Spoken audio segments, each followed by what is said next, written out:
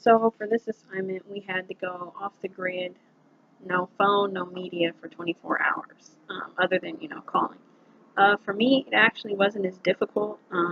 I've gone long amounts of time without using my phone. I'm actually headed into going to leadership camp, which is my other summer gig, and I'll be 8 days off the grid, no internet, no cell service, so it's not necessarily difficult for me to go off the grid as far as not being able to use my phone. At first, the first time I really had to go without it, it was a little difficult because I found that I'm very codependent on my cell phone, from alarms to scrolling through Instagram to wake myself up in the morning to making sure I check my Twitter and Snapchat, my email. I've become codependent in a lot of ways on the convenience that my cell phone has to offer. But 24 hours without a phone can do a lot, and one of the things that I found that it does for me is that it kind of helps you recenter and get back to exactly where you want to be.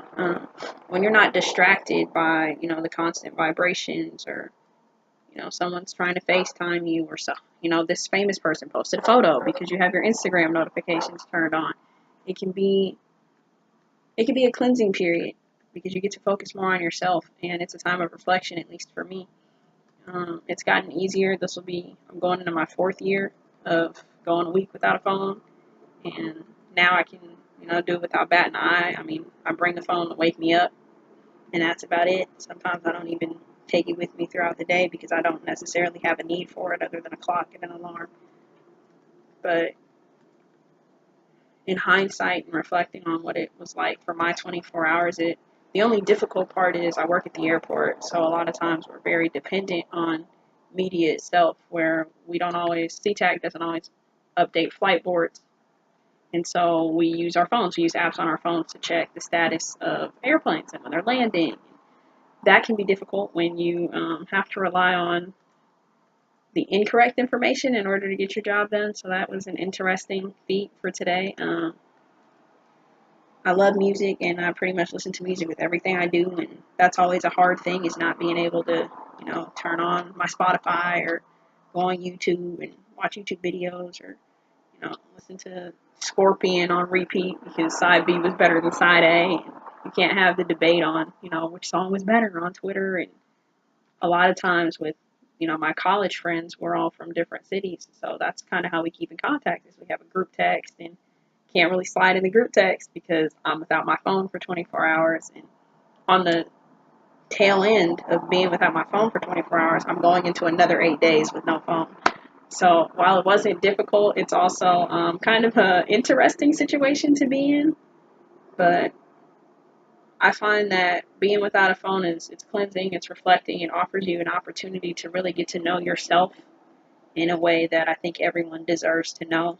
I don't know if 24 hours is long enough, but I found after the first time that you go a week without a phone, it gets easier and easier to do it.